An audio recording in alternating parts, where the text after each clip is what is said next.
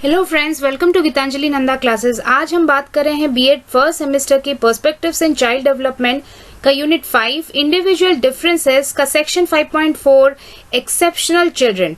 इसमें आज हम बात करेंगे मेंटल रिटार्डेशन की, इसके कैरेक्टरिस्टिक्स की, इसके टाइप्स की, इसके फैक्टर्स की और इसके एजुकेशन की। तो चलिए लेट्स गेट स्टार्टेड।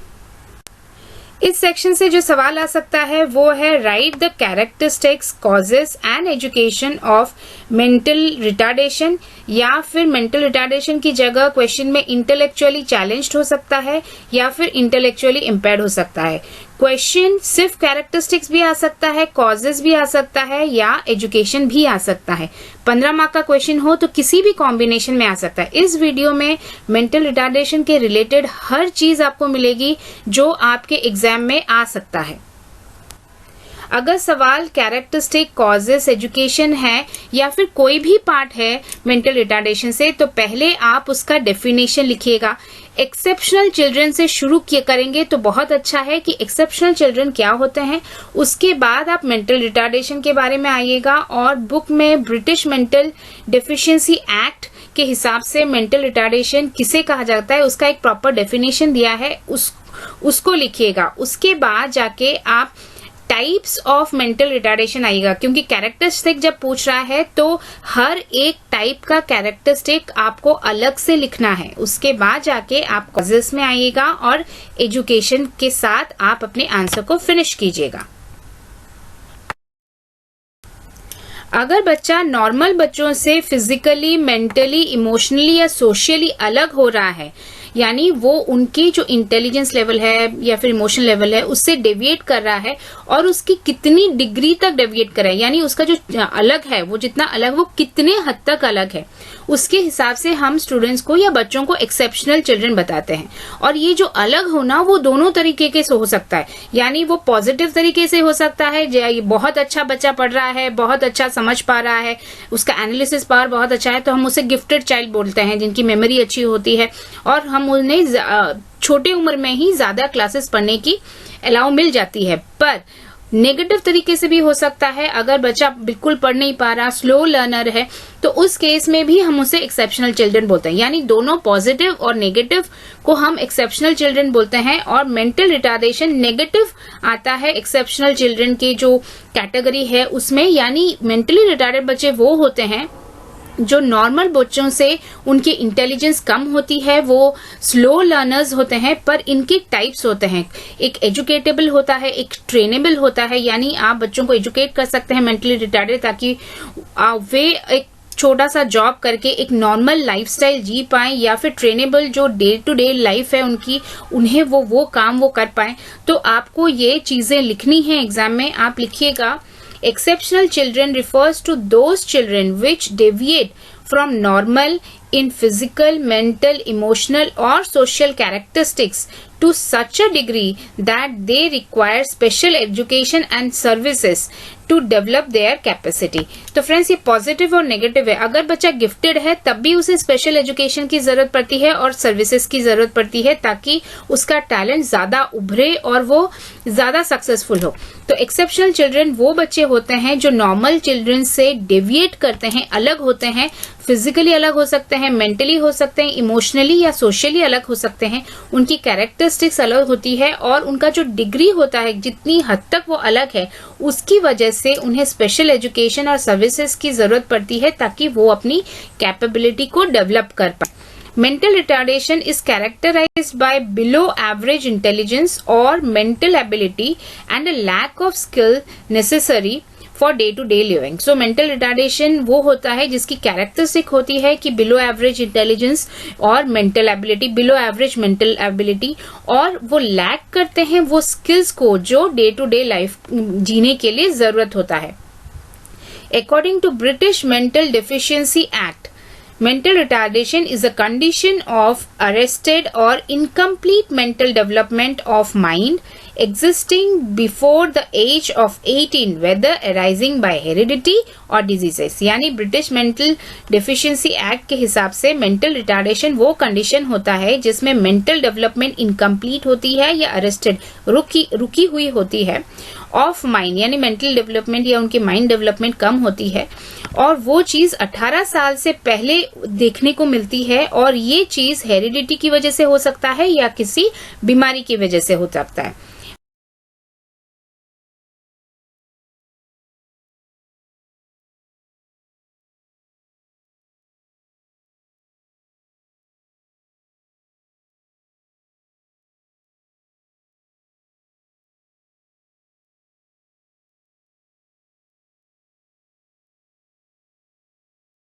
डेफिनेशन के बाद आपको main part of the question आना है, और वो है कैरेक्टरिस्टिक। कैरेक्टरिस्टिक के लिए आपको हर एक टाइप को अलग से डिफाइन करना है। तो पहले आप टाइप्स ऑफ मेंटल रिटार्डेशन लिखिएगा, उसके बाद सिंगल सिंगल करके कैरेक्टरिस्टिक पर आइएगा।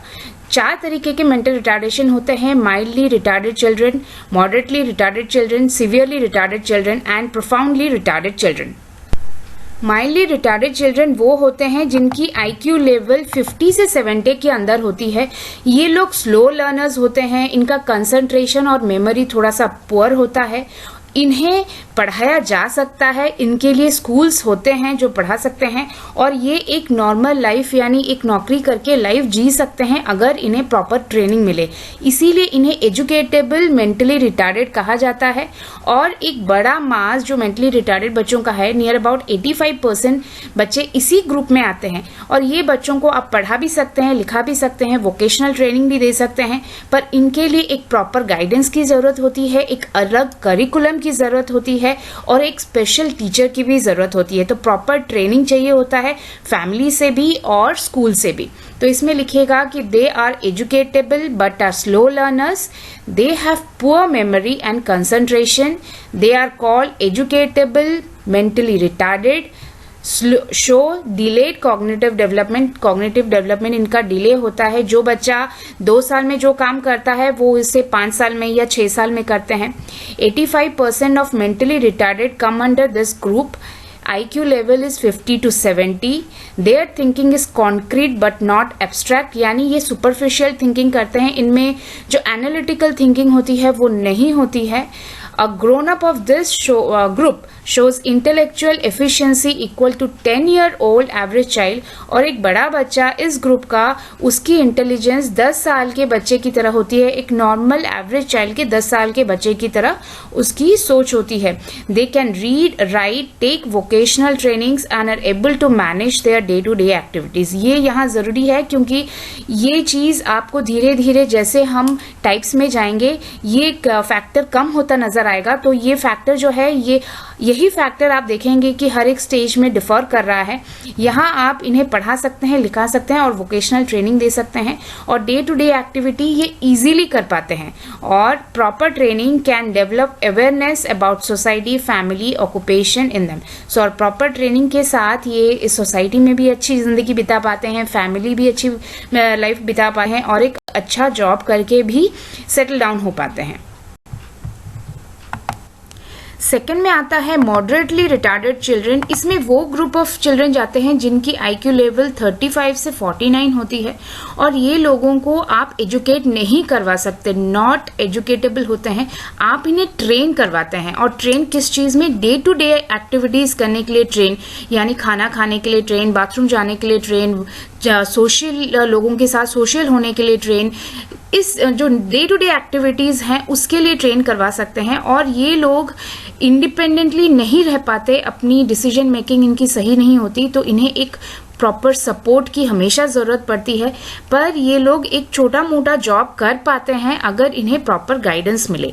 तो आप लिखिएगा they are trainable not educatable, ये इंपॉर्टेंट पार्ट है, and are called trainable mentally retarded. 10% of total mental retarded are from this group. तो जितने मेंटली रिटार्डेड बच्चे हैं उनमें से 10% इसी ग्रुप में आते हैं, and IQ level is 35 to 49. They acquire support as they lack independent decision making ability. तो इन्हें एक सपोर्ट की ज़रूरत पड़ती है, रिक्वायर करते हैं सपोर्ट की, क्योंकि इंडिपेंडेंट डिसीजन मेकिंग, छोटे छोटे चीज़ों में भी डिसीजन मेकिंग के लिए ये लैक करते हैं। An adult of this group has intellectual level of 6-year-old child. और एक ग्रोन अप बच्चा का जो इंटेलेक्चुअल लेवल है वो एक नॉर्मल बच्चे के 6 साल के बच्चे की तरह होता है, and they can do small jobs but need proper supervision and training. तो इन्हें ज़्यादा ट्रेनिंग की ज़रूरत पड़ती है, ज़्यादा सपोर्ट की ज़रूरत पड़ती है, पर ये एक जॉब कर सकते हैं अगर इन्हें वैसा एनवायरनमेंट मिले तो। थर्ड है सिवियरली रिटार्डेड चिल्ड्रन। इसमें वो ग्रुप के बच्चे आते हैं जो जिनकी IQ लेवल 20 से 34 है। ये ना तो एजुकेटेबल होते हैं और ना ही ट्रेनेबल। इनका जो मेन फोकस रहता है वो है कि इन्हें किस तरह डे टू डे एक्टिविटीज वो कर पाएं, उनके लिए उन्हें ट्रेन किया जाता है। यानी जो बेसिक नीड है, खाना खाना, ड्रेस पहनना, बाथरूम जाना, ये जो बेसिक नीड ये फुलफिल कर दें, यही इनके लिए बहुत बड़ा चीज रहता है। तो पूरा एफर्ट इनका जो होता है वो इन्हीं चीजों को डेवलप करने के लिए होता है। और इसका मेन कारण होता है कि इनकी जो सेंसरी सिस्टम है, यानी किसी चीज को सेंस करने में इन्हें प्रॉब्लम होती है। इनकी जो मोटर एक्टिविटीज है, हाथ पैर की एक्टिविटीज को कोऑर्डिनेट करने में प्रॉब्लम होती है, और इवन बातचीत करने में भी इन्हें प्रॉब्लम होती है। तो आप लिखिएगा they are neither educable not trainable. 10% to 25% of mental retarded are from this group. So इस मेन जो मेंटल रिटार्डेड ग्रुप बच्चे हैं उनमें से 10 से 25% के बच्चे इसी ग्रुप से आते हैं। IQ level is 20 to 34। There intellectual level is not more than 4 year old average child. तो एवरेज 4 साल के बच्चे का जितना इंटेलिजेंस होता है, इस ग्रुप के बच्चों के जो बड़े बच्चे होते हैं उनका वही होता है। They suffer from sensory defect, lack of coordinated motor activity and speech defect. तो इनमें सेंसरी डिफेक्ट होती है कि सेंस करना, वो डिफेक्ट होती है। मोटर एक्टिविटी, दौड़ना, भागना, किसी चीज को पकड़ना, इन सब में डिफेक्ट होती है, और बातचीत करने में भी डिफेक्ट होती है।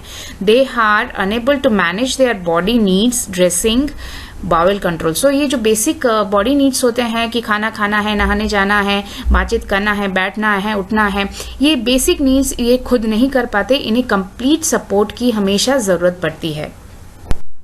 फोर्थ है प्रोफाउंडली रिटार्डेड चिल्ड्रन। इसमें वो ग्रुप के बच्चे जाते हैं जिनकी IQ लेवल 20 से भी कम होती है, और ये इनकी जो लाइफ स्पैन होती है वो बहुत छोटी होती है, और ये लोग जितने दिन भी रहते हैं कंप्लीटली अपने माता पिता पर डिपेंडेंट होते हैं। और ये इनके ये जो सिम्टम है मेंटल रिटार्डेशन, ये कंप्लीट सीवियर कंडीशन में होता है, और इनकी हाइट जो होती है वो रिटार्डेड ग्रोथ होती है, फिजिकल डिफॉर्मिटी होती है, यानी इन्हें देखकर ही आप बता सकते हैं कि इनमें बहुत प्रॉब्लम है, और बातचीत ये ऑलमोस्ट नहीं कर पाते। तो इसमें लिखिएगा they exhibit most severe symptoms of mental retardation, their life span is short. 1.5% of mental retarded are from this group. IQ level is less than 20. They are unable to manage themselves and show retarded growth, physical deformities and speech defect. ये खुद को manage नहीं कर पाते और इन्हें help की जरूरत पड़ती है। इसके बाद हम आते हैं second part of the question, और वो है कॉजेस ऑफ मेंटल रिटार्डेशन। इसमें दो पार्ट्स जाएंगे, दो फैक्टर्स जाएंगे, endogenous factor and exogenous factor. ये चार्ट मैंने आपकी अंडरस्टैंडिंग के लिए बनाया है। एंडोजेनस फैक्टर यानी with in the body of the child अगर कोई ऐसा फैक्टर है जिसकी वजह से मेंटल रिटार्डेशन हो रही है तो उसे हम एंडोजेनस फैक्टर बोलेंगे, और अगर कोई एनवायरमेंटल फैक्टर है जिसकी वजह से बच्चे में मेंटल रिटार्डेशन हो रही है तो उसे एक्सोजेनस फैक्टर बोलेंगे। एंडोजेनस फैक्टर में हेरिडिटी जाएगा, यानी अगर माँ बाप में कोई किसी में प्रॉब्लम है, मेंटल डेवलपमेंट में प्रॉब्लम है तो वो बच्चा इनहेरिट करता है। अगर बच्चे के डेवलपमेंट में विद इन मदर्स वुम्ब अगर ऐसा कोई प्रॉब्लम आ रहा है, उसकी ब्रेन डेवलपमेंट में प्रॉब्लम आ रही है या फिर उसके स्कल डेवलपमेंट में प्रॉब्लम आ रही है तो उसे हम डेवलपमेंटल डिफेक्ट में लेंगे। अगर बच्चे के क्रोमोसोमल डिफेक्ट की वजह से मेंटल रिटार्डेशन हो रही है तो उसे क्रोमोसोमल डिफेक्ट कहा जाएगा। अगर माँ के एंडोक्राइन हार्मोन यानी थायराइड हार्मोन हो, पिट्यूटरी हार्मोन हो, उसकी वजह से मेंटल रिटार्डेशन आ रही है बच्चे में तो उसको एंडोक्राइन डिफेक्ट कहा जाएगा। और इसका एग्जाम्पल बहुत पहले एडवर्टाइजमेंट आता था कि आयोडीन प्रेगनेंसी के टाइम माँ को मिलना चाहिए, अदरवाइज बच्चे रिटार्डेड मेंटली रिटार्डेड जन्म लेते हैं, क्योंकि थायराइड हार्मोन जो होता है वो कम सिक्रीट होता है आयोडीन के एब्सेंस में। और अगर कोई मेटाबॉलिक डिफेक्ट हो रही है बच्चे के अंदर, कोई इम्यून सिस्टम की डिफेक्ट हो रही है तो उसे मेटाबॉलिक डिफेक्ट कहा जाएगा। एक्सोजेनस फैक्टर यानी एनवायरमेंटल फैक्टर, अगर प्रेगनेंसी के टाइम माँ ने कोई पॉइजन लिया है या फिर कोई मेडिसिन लिया है जो बच्चे में मेंटल रिटार्डेशन करवा रहा है तो उसे हम एंटीनेटल कंडीशन कहते हैं, यानी प्रेगनेंसी के टाइम को एंटीनेटल कंडीशन कहा जाता है। अगर प्रॉब्लम मेंटल रिटार्डेशन की क्रिएट होती है at the time of birth, यानी माँ को डिजीज है, माँ उसकी वजह से हो रहा है, या फिर बच्चे को eight the time of delivery birth कोई इंजरी आई है ब्रेन में, उसकी वजह से मेंटल रिटार्डेशन है, तो उसे इंट्रानेटल कंडीशन कहा जाएगा। पर अगर जन्म के बाद अगर कोई एक्सटर्नल फैक्टर्स की वजह से, कोई एक्सीडेंट की वजह से, कोई मेडिसिन की वजह से, या फिर कोई डिजीज की वजह से बच्चे में मेंटल रिटार्डेशन हो रहा है, तो उसे पोस्ट नेटल कंडीशन कहा जाएगा। और उसके बाद यानी जन्म के बाद अगर थोड़ा बाद वाले फैक्टर्स यानी न्यूट्रिशन का हो, उसके साइकोलॉजिकल फैक्टर्स हो, उसे अदर्स फैक्टर्स में लिया जाएगा। कॉजेस ऑफ मेंटल रिटार्डेशन में पहला है एंडोजिनस फैक्टर, जिसमें वो फैक्टर्स जाएंगे जो इंटरनली ओरिजिनेट करते हैं, these factor which originate internally, और ये बच्चे के जन्म के पहले के होते हैं, यानी उसके हेरिडिटी फैक्टर होते हैं या डेवलपमेंटल फैक्टर होते हैं, सो डेवलप बिफोर बर्थ। इसमें पहला है हेरिडिटी, अगर पेरेंट्स में ब्रेन डेवलपमेंट प्रॉपर नहीं है तो वो बच्चा इनहेरिट कर सकता है। अगर पेरेंट्स सफर करते हैं कोई नर्वस डिसऑर्डर से, न्यूरोपैथी से, तो वो भी बच्चा इनहेरिट कर सकता है। Example epilepsy and amentia. Amentia का मतलब है कॉग्निटिव डिसऑर्डर, ये टर्म आप बहुत बार रिपीटेड पाएंगे मेंटल रिटार्डेशन में। सेकेंड है डेवलपमेंटल डिसऑर्डर, जिसमें स्कल डिफॉर्मिटी आती है। इसमें स्कल के जो बोन है वो जल्दी फॉर्म हो जाते हैं, जिसकी वजह से अंदर का ब्रेन प्रॉपरली ग्रो नहीं कर पाता और बच्चा मेंटली रिटार्डेड जन्म लेता है। और कौन सा पार्ट ब्रेन का ग्रो नहीं कर पाता उसके हिसाब से ऑक्सीसेफेली एमेंटिया या एक्रोसेफेली एमेंटिया या स्कैफोसेफेली एमेंटिया कहा जाता है। Skull deformities, bones of skull close prematurely resulting in reduction in brain development with body। इसके बाद क्रोमोसोमल डिफेक्ट्स जाएंगी। अगर बच्चे में एक्स्ट्रा क्रोमोसोम है या कम क्रोमोसोम है वो मेंटल रिटार्डेशन करवाते हैं, जैसे कि एग्जांपल डाउन सिंड्रोम, प्रेजेंस और lack of extra chromosome in genetic material. Endocrine disorder होता है, अगर माँ में एंडोक्राइन हार्मोन्स की सिक्रीशन कम हो रही है at the time of pregnancy, तो वो बच्चे में अगर मेंटल प्रॉब्लम क्रिएट कर रही है, मेंटल डिसऑर्डर रिटार्डेशन ला रही है, उसे हम एंडोक्राइन डिसऑर्डर लेंगे। Related to defect in brain due to improper secretion of endocrine hormones। Example is hypothyroid, यानी थायराइड सिक्रीशन का कम होना हाइपोथायराइड, या फिर पिट्यूटरी सिक्रीशन का कम होना हाइपोपिट्यूटरी। सो अगर पिट्यूटरी की सिक्रीशन की कम की वजह से मेंटल रिटार्डेशन आ रही है तो उसे हाइपोपिट्यूटरी एमेंटिया कहा जाएगा, और अगर थायराइड की वजह से आ रही है तो हाइपोथायराइड एमेंटिया कहा जाएगा। मेटाबॉलिक डिफेक्ट, यानी अगर इम्यून सिस्टम की डिफेक्ट है जिसे रेटिकुलो एंडोथेलियल डिफेक्ट कहा जाता है, वो भी मेंटल रिटार्डेशन करवाती है और उसे मेटाबॉलिक डिफेक्ट कहा जाता है। सेकेंड जो है वो है एक्सोजेनस फैक्टर यानी एनवायरमेंटल फैक्टर। इसमें वो फैक्टर्स भी जाते हैं जो जन्म के बाद क्रिएट होते हैं जिसकी वजह से मेंटल रिटार्डेशन होता है। पहला तो है एंटीनेटल कंडीशन, यानी प्रेगनेंसी के टाइम अगर माँ ने पॉइजन या एबॉर्शन किया है या फिर कोई ऐसी मेडिसिन ली है जिसकी वजह से मेंटल डेवलपमेंट बच्चे का नहीं हो पा रहा, उसे एंटीनेटल कंडीशन कहा जाता है। It occurs if mother takes poison और attempt for abortion during pregnancy. अगर डिलीवरी के बाद कोई इंजुरी है बच्चे को हो रही है या फिर कोई डिजीज है माँ को, अगर उसकी वजह से मेंटल प्रॉब्लम आ रही है तो उसे हम इंट्रानेटल कंडीशन कहेंगे। If during birth mother gets disease और injury to child brain, it's called intranatal condition. और अगर जन्म के बाद अगर बच्चे को डायरेक्टली हेड में कोई इंजुरी आ रही है, स्पाइनल कॉर्ड में, या फिर उसकी तबीयत ठीक नहीं, कोई डिजीज की वजह से उसका मेंटल डेवलपमेंट प्रॉपर नहीं हो रहा, मेंटल रिटार्डेशन हो रहा है, तो हम उसे पोस्ट नेटल कंडीशन कहते हैं। Direct injury to brain, head और स्पाइनल कॉर्ड ऑफ चाइल्ड और disease that causes brain damage in child, that is postnatal condition. इसके साथ जो अलग फैक्टर्स इसके बाद यानी जन्म के बाद जो अलग फैक्टर्स की वजह से मेंटल रिटार्डेशन, एक्सोजेनस फैक्टर्स जिसकी वजह से मेंटल रिटार्डेशन हो सकती है, वो है if child suffers from developmental defects, metabolic defects, neuromotor defects और साइकोलॉजिकल डिफेक्ट्स आफ्टर बर्थ। सो ये सारे फैक्टर्स भी रिस्पॉन्सिबल होते हैं मेंटल रिटार्डेशन के लिए। अब जो third part of the question है और वो है एजुकेशन फॉर मेंटली रिटार्डेड। उसमें आपको ये लिखना है कि मेंटली रिटार्डेड 4 तरीके होते हैं, पर 2 तरीके को हम ट्रेन कर सकते हैं और उन्हीं दोनों को आपको एक्सप्लेन करना है। Education is plan according to the severity of condition. तो एक एजुकेटेबल है, एक ट्रेनेबल है, और दोनों की ट्रेन करने की जो तरीके हैं वो अलग हैं, तो आपको यहाँ दोनों अलग अलग से लिखना है। और एजुकेशन दोनों का उनकी सीवियरिटी के हिसाब से होता है।